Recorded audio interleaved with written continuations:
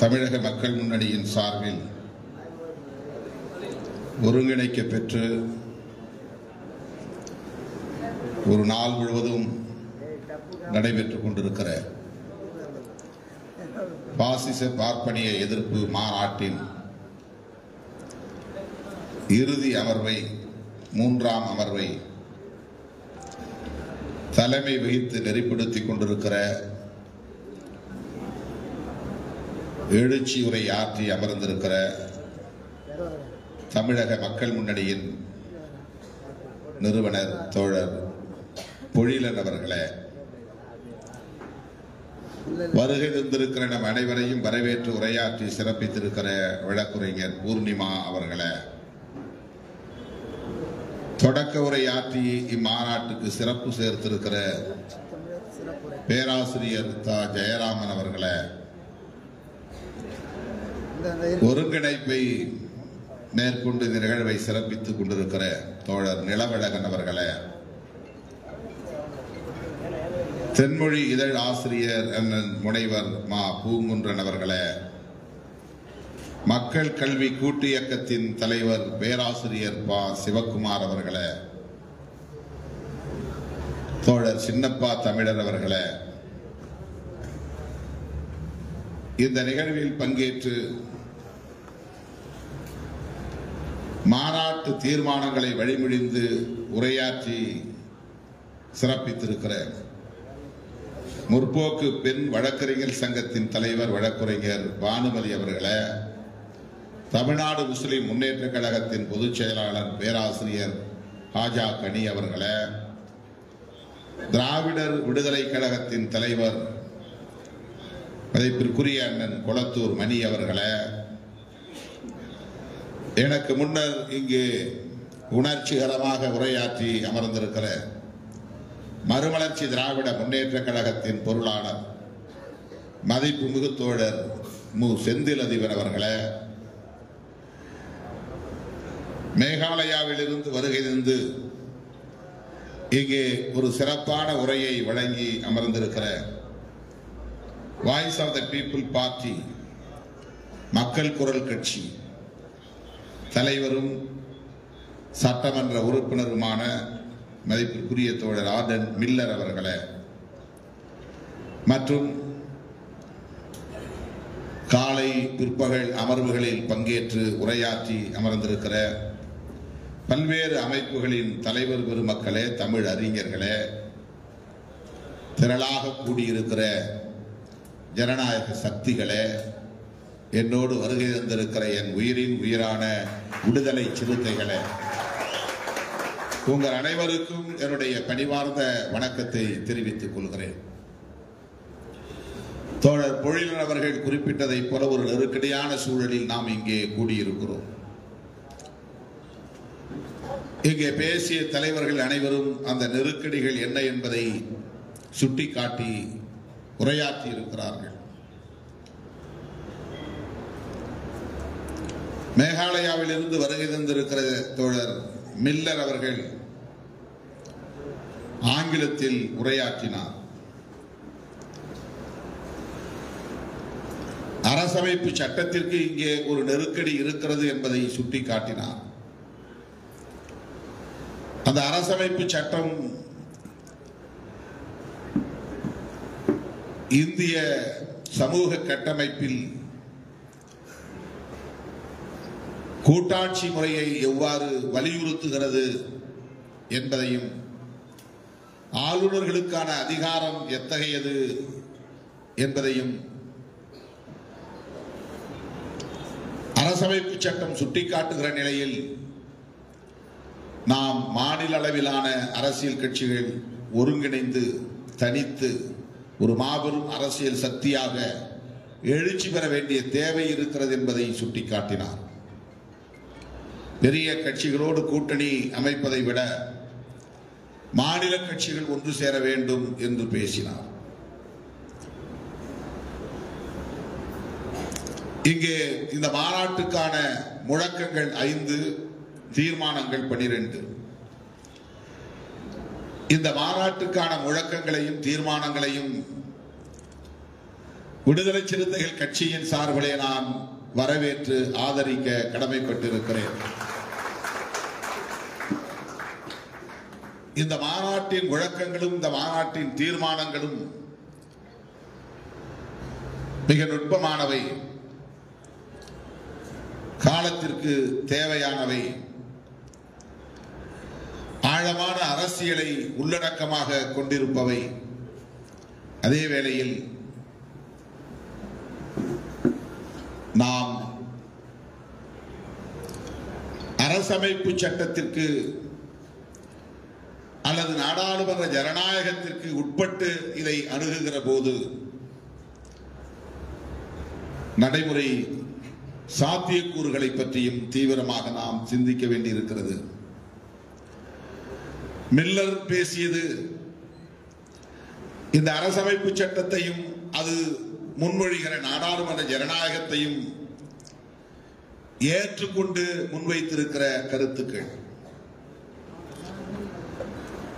நானும் செந்தில் அதிபர் அவர்களும் காஜாக்கனி அவர்களும், காஜாக்கனி கூட கட்சி இல்லை, செந்தில் அதிபர் அவர்களும் நானும் கூட அரசியல் கட்சிகளை ஏற்றுக்கொண்டு அல்லது அந்த அரசியல் கட்சிகளில் களமாடிக் கொண்டிருப்பவர்கள்.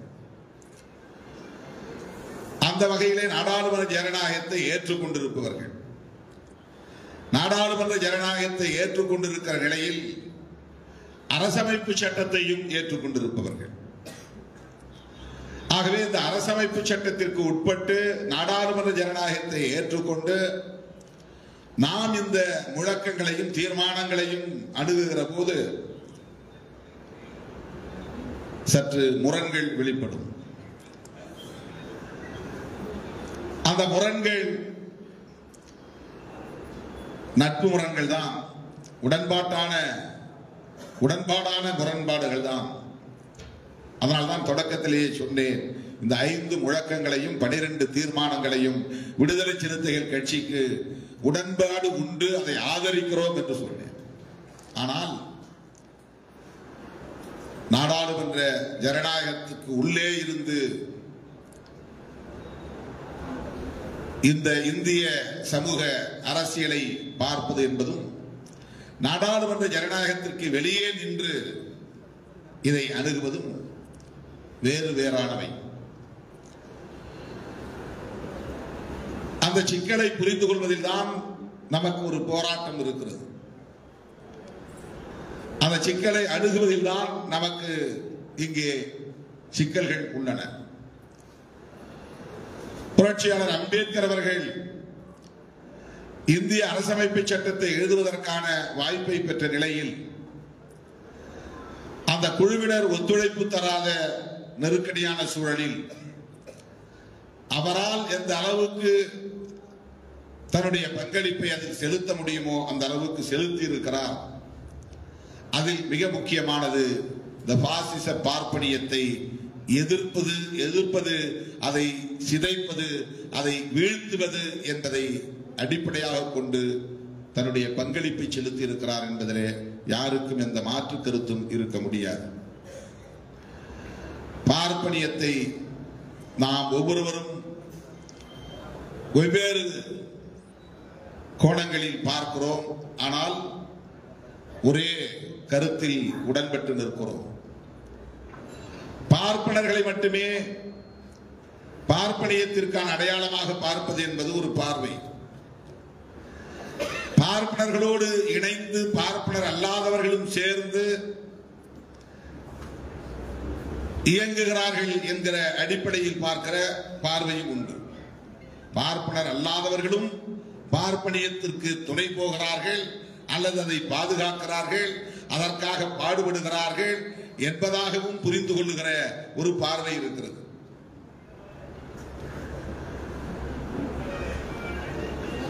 பார்ப்பனிய எதிர்ப்பு என்பது பார்ப்பன எதிர்ப்பு என்பதாக ஒரு பார்வை இருக்கிறது.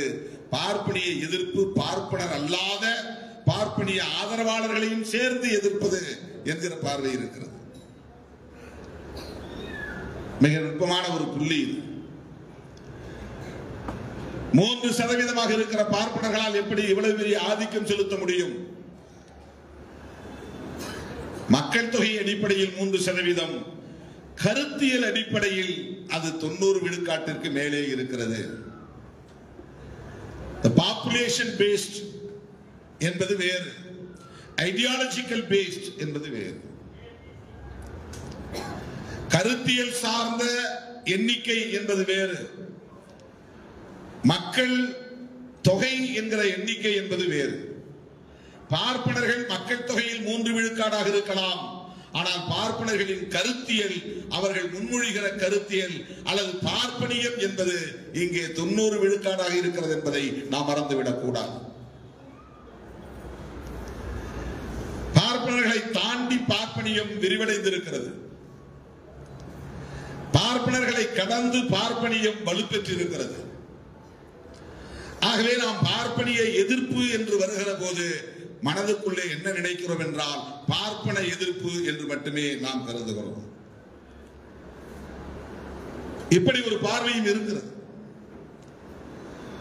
நீண்ட நெடுங்காலமாக பார்ப்பனிய எதிர்ப்பு களத்தில் பார்ப்பனர்களை அந்நியப்படுத்துதல் என்கிற ஒரு முயற்சி, ஒரு போராட்டம், பார்ப்பனர் விளக்கம், எக்ஸ்க்ளூடிங் பிராமின்ஸ், அதுதான் மிகப்பெரிய போராட்டமாக நடந்திருக்கிறது. Exclusion of Brahmins. அந்த போராட்டம் இங்கே இன்னும் வெற்றி பெறவில்லை என்பதுதான், அவர்களை நம்மால் விளக்க முடியவில்லை என்பதுதான். பார்ப்பனிய எதிர்ப்பிலே மோடி எதிர்ப்பும் அடங்குகிறது. மோடி பார்ப்பனர் அல்ல. பார்ப்பனிய எதிர்ப்பிலே அமித்ஷா எதிர்ப்பு அடங்குகிறது. அமித்ஷா பார்ப்பனர் அல்ல.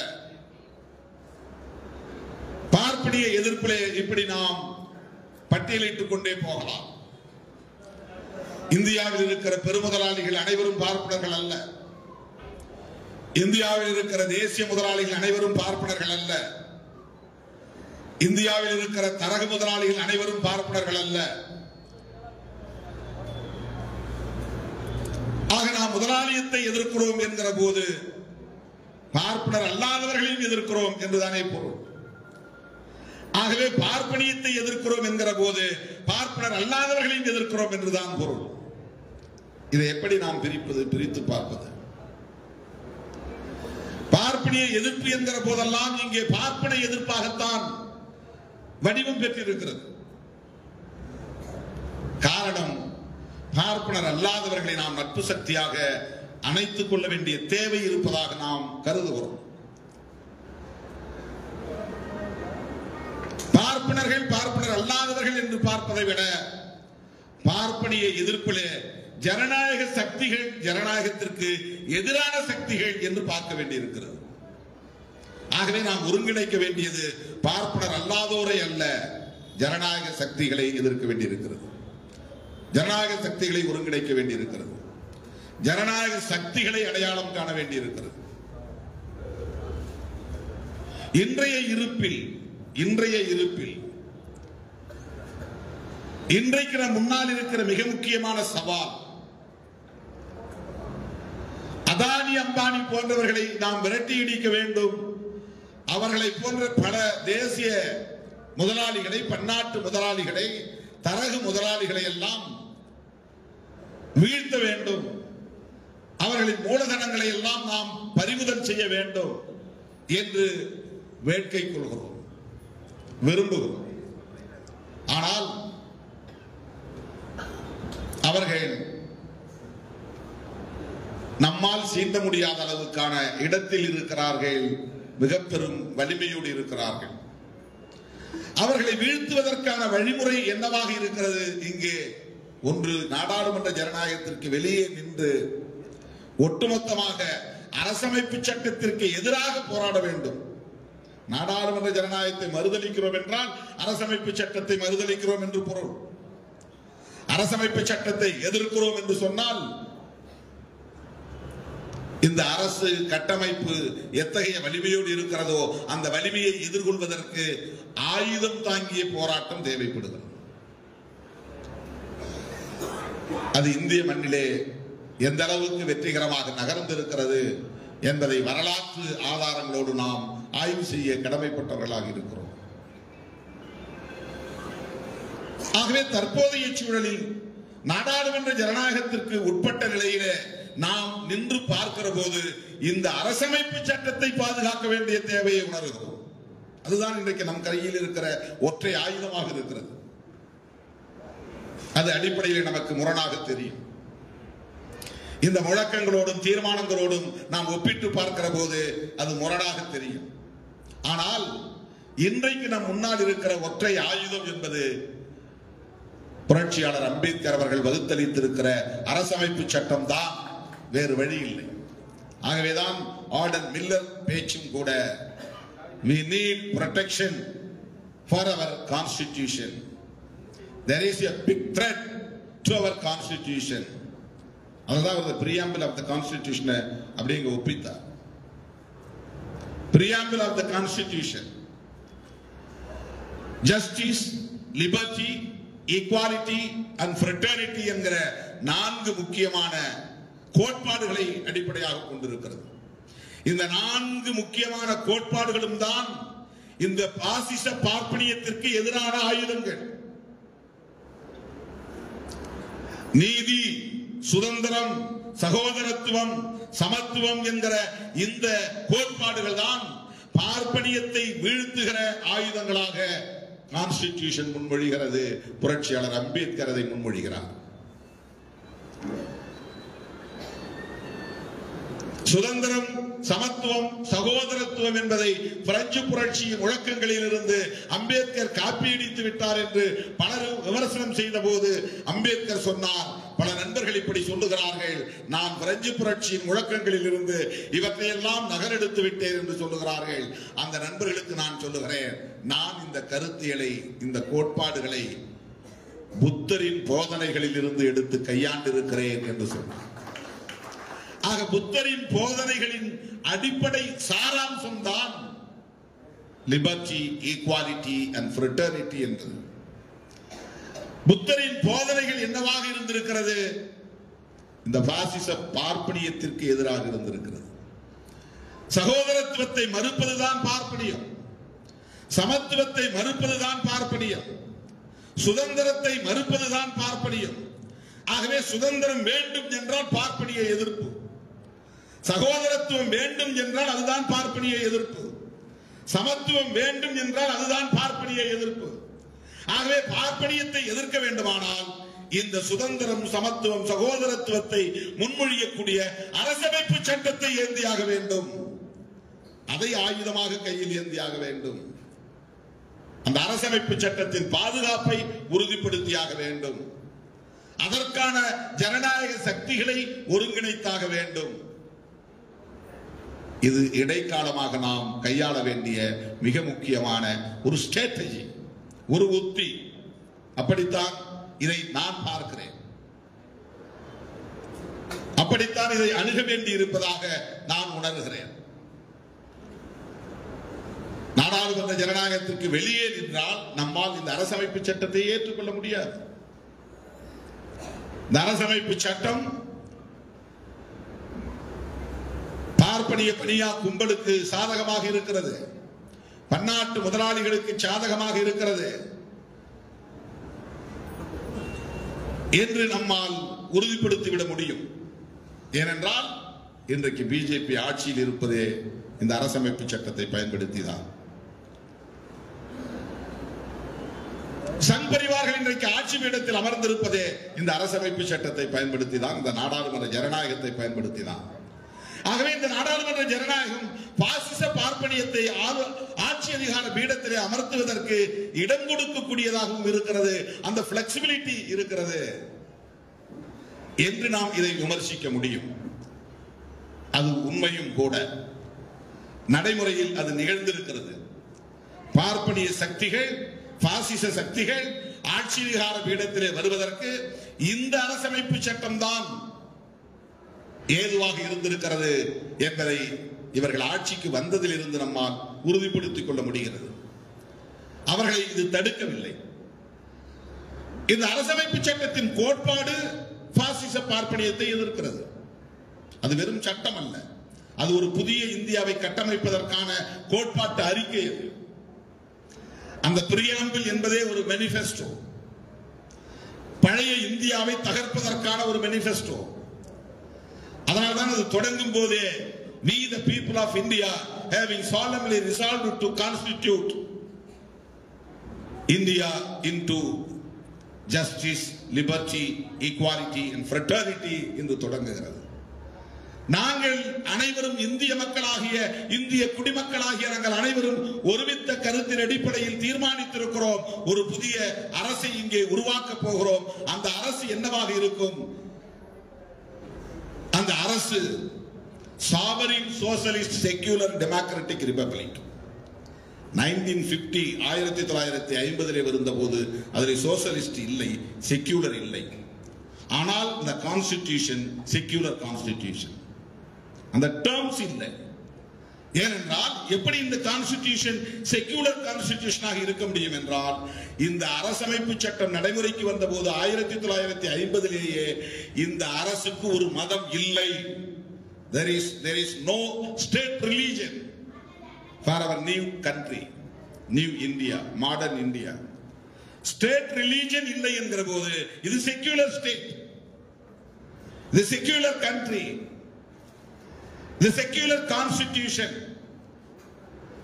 1976-77 விசா வந்த போது இந்திரா காந்தி அம்மையார் மிக முக்கியமான ஒரு திருத்தத்தை கொண்டு வந்து இந்த அரசமைப்பு சட்டத்தில் இணைத்த சொற்கள் தான் சோசலிஸ்ட் செக்யூலர் என்பது. விசாவை நாம் கடுமையாக எதிர்க்கிறோம். அந்த எதிர்ப்பு ஒரு புறம் இருந்தாலும் கூட அந்த காலகட்டத்தில் இந்திரா காந்தி அம்மையார் செய்த உருப்படியான ஒரு முக்கியமான வேலை, அரசமைப்பு சட்டத்தின் பிரியாம்பிளில் ஒரு திருத்தம் கொண்டு வந்து sovereign socialist secular democratic republic, ஏற்கனவே சாவரின் டெமோக்ராட்டிக் ரிபப்ளிக் என்றுதான் இந்திய அரசை பிரியாம்பிள் டிஃபைன் செய்தது, விளக்கியது. அதில் அமெண்ட்மெண்ட் கொண்டு வந்து இந்திரா காந்தி அம்மையார் இன்செர்ட் செய்த 2 சொற்கள், ஒன்று சோசலிஸ்ட், இன்னொன்று செக்யூலர். செக்யூலர் என்று சொல்லுவதிலிருந்து ஆன்டி பிராமினிசம் என்று பொருள், ஆன்டி ரிலீஜியன் என்று பொருள், ஆன்டி பாசிசம் என்று பொருள். ஆகவேதான் சொல்லுகிறோம், இந்த அரசமைப்பு சட்டம் தான் இப்போதைக்கு நம் கையில் இருக்கிற பார்ப்பனிய எதிர்ப்பு ஆயுதம் என்று நாம் சொல்ல வேண்டியிருக்கிறது. அந்த அடிப்படையில் தான் இந்த களத்தில் நின்று நாம் இணைந்து போராட வேண்டிய ஒரு தேவை எழுந்துள்ளதாக நாம் பார்க்கிறோம். அருமை தோழர்களே, பார்ப்பனியம் என்பதை பற்றி பலரும் பல விளக்கம் தந்திருக்கிறார்கள். விலகுவதும் விளக்குவதும் பார்ப்பனியம். உன்னோட நான் சேர மாட்டேன் விலகி நிற்பதும், உன்னை நான் விலக்கி வைப்பேன் என்று விலக்கி வைப்பதும் தான் பிராமினிசம் என்ற ஒரு வரையறை உண்டு. நான் 90களின் தொடக்கத்தில் எழுதினேன், வஞ்சகத்தால் வளைப்பதும் வன்முறையால் ஒடுக்குவதும் தான் பார்ப்பனியம் என்று எழுதியிருக்கிறேன். வஞ்சகத்தால் வளைப்பது, நீ ஆண்ட சாதி என்று சொல்லி தோளிலே கையை போட்டு உள்ளே இழுத்துக் கொள்வது, நீயும் இந்து என்று இணைத்துக் கொண்டால் நான் பிராமின் நீ நான் பிராமின் என்கிற பாகுபாட்டை தடுத்து விட முடியும். இந்தியாவில் நடந்த போராட்டம் கௌதம புத்தர் காலத்திலிருந்து பிராமணர் அல்லாதார் என்ற போராட்டம் தான், பிராமண விளக்கத்திற்கான போராட்டம் தான், மகாத்மா ஜோதிபா புலேவின் போராட்டமும் அதுதான், தந்தை பெரியாரின் போராட்டமும் அதுதான், புரட்சியாளர் அம்பேத்கரின் போராட்டமும் அதுதான். இதைத்தான் காஞ்சிராம் அவருடைய மொழியிலே சொன்னார், பகுஜன் யூனிட்டி என்று சொன்னார். பகுஜன் யூனிட்டி என்றால், பகுஜன் என்றால் எக்ஸ்க்ளூஷன் ஆஃப் பிராமினிசம், பிராமின்ஸ் என்று பொருள். பார்ப்பனர் அல்லாதார் ஒற்றுமைதான் Bahujan unity. Schedule caste, schedule tribes, minorities, OBC, இந்த 4 கேட்டகரிஸ், 4 வகையறாக்களும் ஒன்று சேர வேண்டும் என்றால் என்ன பொருள்? பார்ப்பனர்களை தவிர நாம் அனைவரும் ஒன்று சேர வேண்டும், பார்ப்பனர்களை தனிமைப்படுத்த வேண்டும் அல்லது முன்னேறிய சாதியினரை தனிமைப்படுத்த வேண்டும், ஃபார்வர்ட் கம்யூனிட்டிஸ் என்கிற அந்த வகையறாவை தனிமைப்படுத்த வேண்டும். அவர்கள்தான் 1% குறைவானவர்கள் தான் மக்கள் தொகையிலே, ஆனாலும் ஆட்சி அதிகார பீடத்தில் அவர்கள் இருக்கிறார்கள், ஆளும் வர்க்கமாக இருக்கிறார்கள். விவசாயம் அவர்களின் கட்டுப்பாட்டில் இருக்கிறது, தொழில் அவர்களின் கட்டுப்பாட்டில் இருக்கிறது, வணிகம் அவர்களின் கட்டுப்பாட்டில் இருக்கிறது, கல்வி அவர்களின் கட்டுப்பாட்டில் இருக்கிறது, மதம் அவர்களின் கட்டுப்பாட்டில் இருக்கிறது, சாதி அரசியலும் அவர்களின் கட்டுப்பாட்டில் இருக்கிறது. எனவே அவர்களிடமிருந்து நாம் தனிமைப்பட வேண்டும், அவர்களை தனிமைப்படுத்த வேண்டும். இந்த யூனிட்டியை இன்னும் நம்மால் உருவாக்க முடியவில்லை. அதற்கு நான் என்ன பார்க்கிறேன் என்றால், ஓபிசி ஆர்கனைசேஷன்ஸ், ஓபிசி லீடர்ஸ் இந்திய அளவில் இந்த விழிப்புணர்வை பெற்றவர்களாக இல்லை. இந்த அரசியலை பேசுகிறவர்கள் ஒடுக்கப்பட்டவர்களாகத்தான் இருக்கிறார்கள். பெரியாரை பற்றி எல்லோரும் விமர்சனம் பண்ணுவாங்க. அவர் ஓபிசிக்கு தான் குரல் கொடுத்தாரு, எஸ்சிக்காக பெருசா பேசலாமா? ஓபிசிக்காக ஏன் அவர் குரல் கொடுத்தார்னா, ஓபிசி தான் பிராமணனை நம்புகிறான், பிராமணனை தூக்கி பிடிக்கிறான், பிராமணனை தோளில் சுமக்கிறான். ஓபிசியை சார்ந்தவர்கள் தான் பிராமணர்களை வைத்து திருமணம் செய்கிறான், சடங்குகளை செய்கிறான், வேள்வியை செய்கிறான், யாகம் நடத்துகிறான். அவனை தன் எஜமானனாக ஏற்றுக்கொண்டிருக்கிறான். கோவிலில் நுழையக்கூடாது என்றால் சரி என்கிறான், விழுந்து கும்பிடு என்றால் விழுந்து கும்பிடுகிறான். ஆகவே சூத்திரன் என்கிற அந்த பட்டத்தையும் ஏற்றுக்கொண்டிருக்கிறான். 4 வருடத்திற்குள்ளே போய் அடங்கி கிடக்கிறான். சதுர்வர்ண கோட்பாட்டை, வர்ணாசிரம தர்மத்தை ஒப்புக்கொண்டிருக்கிறான். பெண்களை பாலின அடிப்படையில் பாகுபடுத்துவதை ஏற்றுக்கொண்டு இவனும் சேர்ந்து பெண்களை ஒடுக்குகிறான், சுரண்டுகிறான். எனவே அவனுக்குத்தான் அறிவு தேவைப்படுகிறது, அரசியல் தேவைப்படுகிறது, பிரச்சாரம் தேவைப்படுகிறது. எனவே தந்தை பெரியார் ஓபிசி என்கிற சூத்திரர்களிடம் அவர் அதிகம் பேசினார், அவர்களுக்கு அறிவுரை சொன்னார். அதுதான் தேவைப்பட்டது. எந்த ஒடுக்கப்பட்ட சமூகத்தை சார்ந்தவனும் பிராமணனை வைத்து திருமணம் செய்வதில்லை, சாதி சடங்குகள் செய்வதில்லை, ஈம சடங்குகள் செய்வதில்லை, கட்டிடத்திற்கு போய் யாகம் நடத்துவதில்லை, அந்த வேலைகளை செய்ததே இல்லை. அவர்கள் தோளில் சுமந்ததில்லை. அதற்கான தேவை அகில இந்திய அளவில் எழவில்லை. ஆகவே 4 வருடத்திற்குள்ளே சிக்கி இருப்பவர் சூத்ராஸ். அவன்தான் ஓபிசி, அவன்தான் பார்ப்பனர்களை எஜமானராக ஏற்றுக்கொண்டிருக்கிறான். ஆகவே ஓபிசி சமூகத்தில் தோன்றுகிற தலைவர்களிடத்தில் சமூக நீதி பார்வை தேவைப்படுகிறது. பார்ப்பன எதிர்ப்பு, பார்ப்பனிய எதிர்ப்பு என்கிற அரசியல் விழிப்புணர்வு தேவைப்படுகிறது.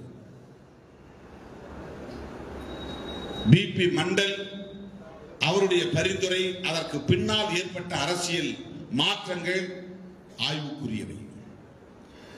எஸ்சி எஸ்டி மக்களுக்கான இடஒதுக்கீட்டை அரசமைப்பு சட்டத்தின் மூலம் புரட்சியாளர் அம்பேத்கர் உறுதிப்படுத்திவிட்டார். ஓபிசி மக்களுக்கான நலன்கள் குறித்து ஒரு ஆணையம் அமைக்க வேண்டும் என்கிற பரிந்துரையை செய்தார். அந்த ஆணையம் அமைக்கப்படவில்லை என்பதனால்தான் ஜவஹர்லால் நேரு அவர்களோடு முரண்பட்டு அவர் வெளியே வருகிறார். அவருடைய அந்த கோரிக்கையின் அடிப்படையில் தான் முதலாக காக்கா கலால்கர் கமிஷன் உருவாக்கப்படுகிறது. அந்த பரிந்துரையை காங்கிரஸ் அரசு ஏற்றுக்கொள்ளவில்லை, அதை நடைமுறைப்படுத்தவில்லை. பிறகு தொடர்ந்து அந்த அழுத்தம் ஓபிசி சமூகத்தினரிடையே எழுந்ததன் விளைவாக மண்டல் கமிஷன் அமைக்கப்படுகிறது. அந்த மண்டல் பரிந்துரை கிடப்பிலே போடப்படுகிறது. விபி சிங் ஆட்சிக்கு வந்த போது அவருக்கு உற்ற துணையாக இருந்தவர் ராம்விலாஸ் பாஸ்வான் என்கிற ஒரு தலித் தலைவர் தான். விபி சிங் அவர்களுக்கு உற்ற துணையாக எந்த ஓபிசி தலைவர்களும் இல்லை, சமூக தலைவர்கள் கிடையாது. அன்றைக்கு விபி சிங் அவர்கள் அதை நடைமுறைப்படுத்துகிற போது அவரை ஆட்சி பீடத்தில் இருந்து தூக்கி எறிந்தவர்கள் பிஜேபி, ஆர்எஸ்எஸ், அத்வானி தலைமையிலான பாரதிய ஜனதாவும் சங் பரிவார் அமைப்புகளும் தான். பறிபோனாலும் பரவாயில்லை, இதை நடைமுறைப்படுத்துவேன் என்று துணிந்து நடைமுறைப்படுத்தியவர் விபி சிங். அந்த நேரத்தில் தொடங்கிய ஒரு முன்னேறிய சாதியினரின் அரசியல் தான் இன்றைக்கு இந்தியாவை இந்த நிலைக்கு கொண்டு வந்து நிறுத்தி இருக்கிறது. பிபி மண்டலுடைய பரிந்துரைக்கு பிறகு OBC consolidation, exclusion of Brahmins என்பது நிகழ்ந்திருக்க வேண்டும். பிஜேபியை புறக்கணித்திருக்க வேண்டும், புறந்தள்ளி இருக்க வேண்டும், தனிமைப்படுத்தி இருக்க வேண்டும், பார்ப்பனிய அரசியலை தனிமைப்படுத்தி இருக்க வேண்டும். இல்லை, எல்லா ஓபிசி தலைவர்களும் பிஜேபி பின்னால் போனார்கள் அல்லது ஆர்எஸ்எஸ் சதி வலைகளுக்குள்ளே போய் சிக்கினார்கள். மண்டல் பரிந்துரையை எதிர்த்துதான் ரத யாத்திரை நடத்தினார் அத்வானி. ஓபிசி மக்களுக்கு வழங்கப்பட்ட இடஒதுக்கீட்டை எதிர்த்துதான் பாஜக பேரணி நடத்தியது. அதுதான் ரத்த யாத்திரையிலே போய் முடிந்தது. அதுதான் பாபர் மசூதி இடிப்பு வரையில் போய் நின்றது. பாபர் மசூதி இடிப்புக்கு பிறகுதான் இந்து பெரும்பான்மைவாதம் இங்கே வெற்றிகரமான திசையிலே நகர்ந்தது. பிஜேபியால் மட்டும்தான் இதை சாதிக்க முடியும் என்று பெரும்பான்மை இந்துக்கள் நம்ப தொடங்கினார்கள். 1984 2 எம்பிக்களை வைத்திருந்த பிஜேபி பாபர் மசூதி இடிக்கப்பட்ட பிறகு அசுர வளர்ச்சியை கண்டது, ஆட்சியை பிடித்தது. பாபர் மசூதி இடிப்புக்கு எது காரணமாக இருந்தது என்றால் மண்டல் பரிந்துரை நடைமுறைக்கு வந்ததுதான் காரணமாக இருந்தது. அத்வானியின் எதிர்ப்பு தான் காரணமாக இருந்தது. ரத யாத்திரை தான் காரணமாக இருந்தது. இதை யாரும் மறுத்துவிட முடியாது. ஆகவே மண்டல் பரிந்துரையை நடைமுறைப்படுத்த கூடாது என்று எதிர்ப்பு தெரிவித்த பிஜேபியை எதிர்க்க வேண்டிய ஓபிசி தலைவர்கள் எதிர்க்கவில்லை, கைகோர்த்தார்கள். பிஜேபியை மக்களிடத்தில் அம்பலப்படுத்தவில்லை, அவர்களோடு இணைந்து கொண்டார்கள், கைகோர்த்துக் கொண்டார்கள்.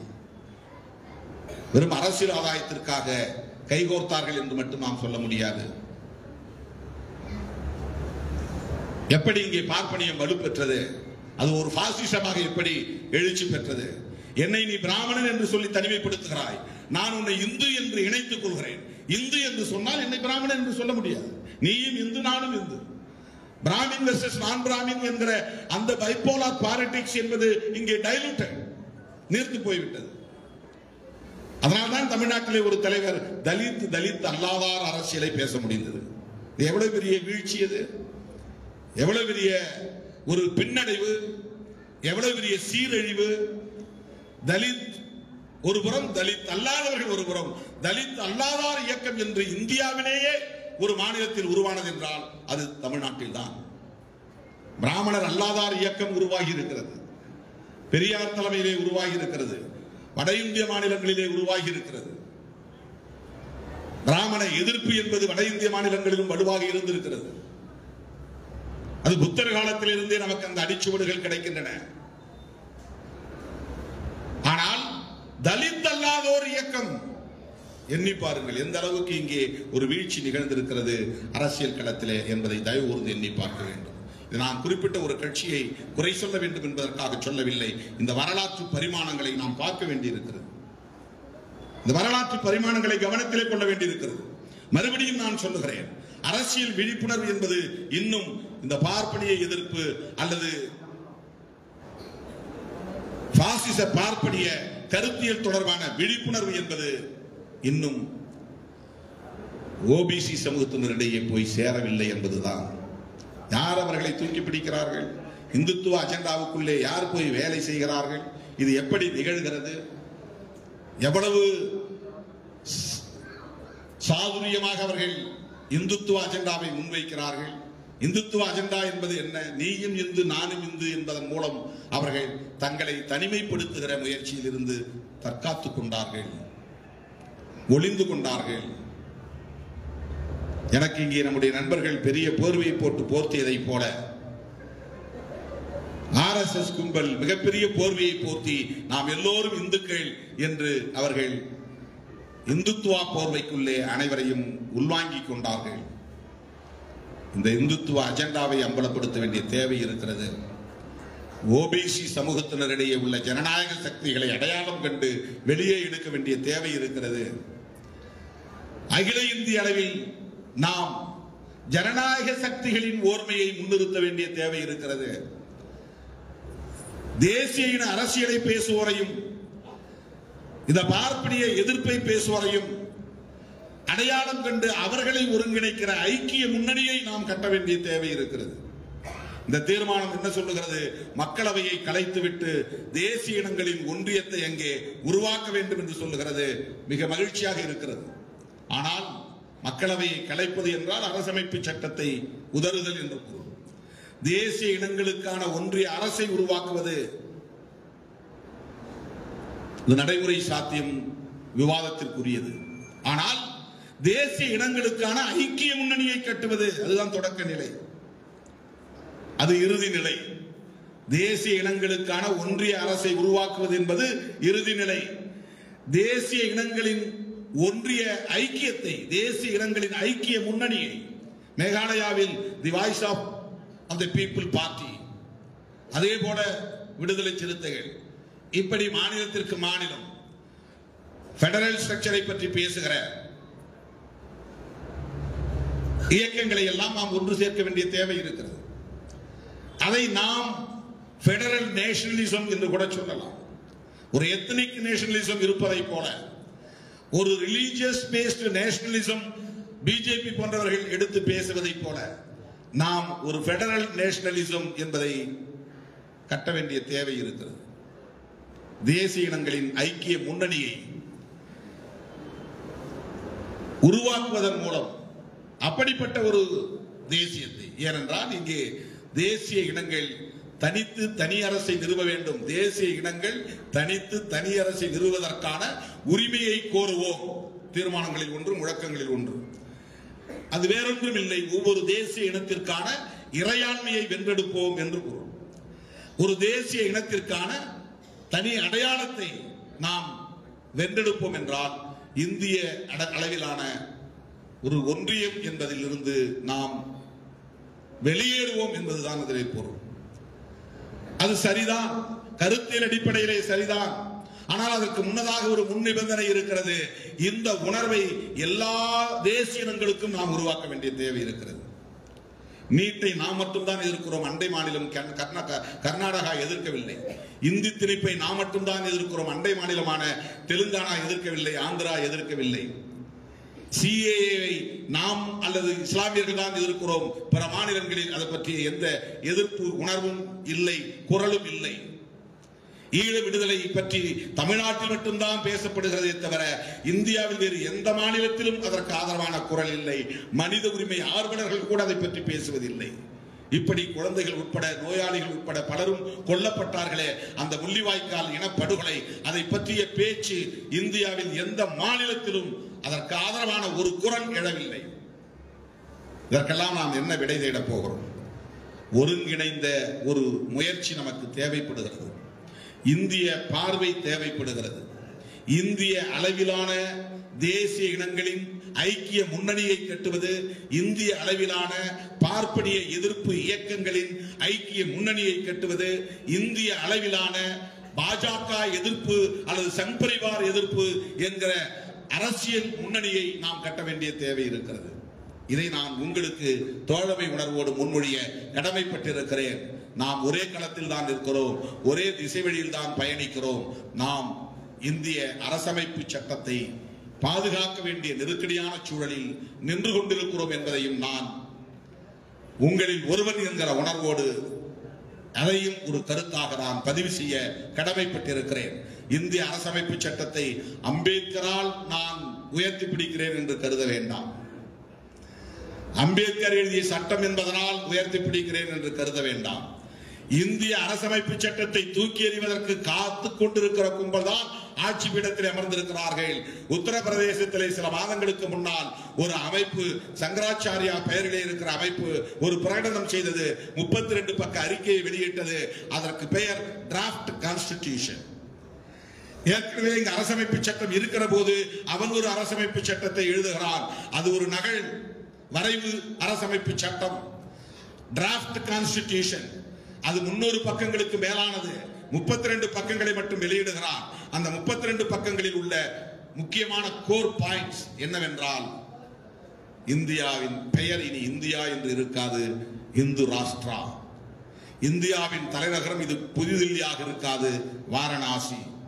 இந்தியாவின் ஆட்சி நெறி ஜனநாயக முறையாக இருக்காது, அது வர்ணாசிரம தர்மத்தின் அடிப்படையில் இருக்கும். இந்தியாவில் இருக்கிற இஸ்லாமியர்களும் கிறிஸ்தவர்களும் வாழலாம், தொழில் செய்யலாம், ஓட்டு போட முடியாது. இந்தியாவின் தேசிய கொடி ஸ்வஸ்திக் பொறிக்கப்பட்ட காவி கொடியாக இருக்கும். இதுவெல்லாம் துணிச்சலாக அவர்கள் டிராப்ட் கான்ஸ்டிடியூஷன் என்கிற பெயரால் வெளியிடுகிறார்கள். 2024 மீண்டும் பிஜேபி ஆட்சிக்கு வரும். 2024 மீண்டும் மோடி ஆட்சிக்கு வருவார். 2024 இந்த டிராப்ட் கான்ஸ்டிடியூஷன் தான் இந்தியாவின் உண்மையான அரசமைப்பு சட்டமாக இருக்கும் என்று அவன் சொல்லுகிறான். அதிலே ஒரு ஓய்வு பெற்ற சுப்ரீம் கோர்ட் ஜட்ஜும் இருக்கிறார், உச்ச நீதிமன்ற நீதிபதியும் இருக்கிறார். தோழர்களே, எவ்வளவு ஆபத்தான ஒரு சூழலில், நெருக்கடியான சூழலில் நாம் இருக்கிறோம் என்பதை தயவு கூர்ந்து எண்ணி பார்க்க வேண்டும். ஆகவே பார்ப்பனியம் என்கிற பாசிசத்தை நாம் இந்த கோணங்களில் அணுக வேண்டி இருக்கிறது, இந்த உத்திகளில் எதிர்க்க வேண்டி இருக்கிறது. இந்த அடிப்படையில் நாம் ஐக்கிய முன்னணிகளை கட்டமைக்க வேண்டிய தேவை இருக்கிறது. அதற்கு ஏற்ப தமிழக மக்கள் முன்னணியும் இதர அமைப்புகளும் உரிய முன்முயற்சிகளை எடுக்க வேண்டும். அப்படிப்பட்ட களத்தில் என்றென்றைக்கும் விடுதலை சிறுத்தைகள் உங்களோடு கைகோர்த்து நிற்போம், களத்தில் நிற்போம் என்பதை சொல்லி மீண்டும் அந்த தீர்மானங்கள் அனைத்தையும் வரவேற்று ஆதரித்து நிறைவு செய்கிறேன். நன்றி, வணக்கம்.